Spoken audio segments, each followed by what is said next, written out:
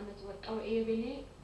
ውድብ ዘመናዊ ሙዚቃ ኤርትራ ካብ 2 ክሳብ 4 ታሕሳስ ብክብ ዝበለ ስነ ስርዓት ተጸንቢሉ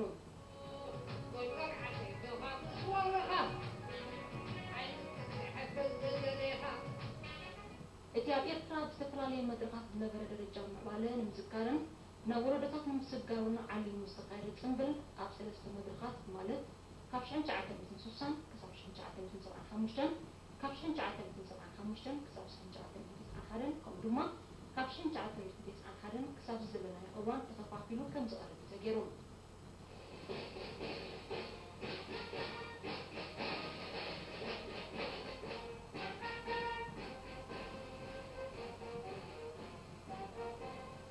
ንትጽንብል ምክንያት ብምግባር ሃገራዊ ወተሃደራዊ ማርሽን ባንድ ኣብ ዝተፈላለዩ ጎደናታት ከተማ ኣስመራ ማለት ካብ ከባቢ ናፋሃው ዝተበጊሱ ባሕቲ መስከረም ዝዛዘመ ካብ ከባቢ ኣኽርያ ተበጊሱ ማይ ኣባሻው ዝበፅሐ ካብ ጉዳይ ክሳብ ባርጅማ ከምኡውን ካብ እምባጋያኖ ተበጊሱ ማይ ኣባሻው ዝበፅሐ ዑደት ኣካይዳ ነይራ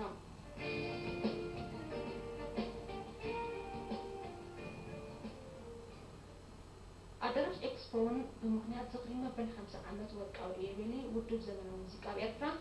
ንኣከዳድና ስነ ምግባር ኣግባብ ጸወታ ሙዚቃን ካልኦት ዘጠቓለለ ኣማይ ትእታትን ጥንታዊ መሳርሒታት ሙዚቃን ዝሓቆፈ ምርኢት ኣእይዳ ነይራ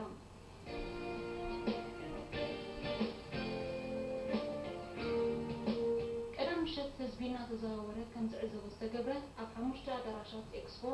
ሌታዊ ትልኢታት ተካይዱ ነይሩ ኣብቲ ዝቐጸለ መዓልትኻ ምርኢት ፋሽን ሾው ሙዚቃ ቀሪቦም እዚ ዝተገብረ ጽንብል ሙዚቃ ሃገርና ብዘመናዊ መንገዲ ተሓዲሱ ኣብ ከባቢናን ዓለምናን ተሰማዕነት ብዘለዎ ኣገባብ ምቕራቡ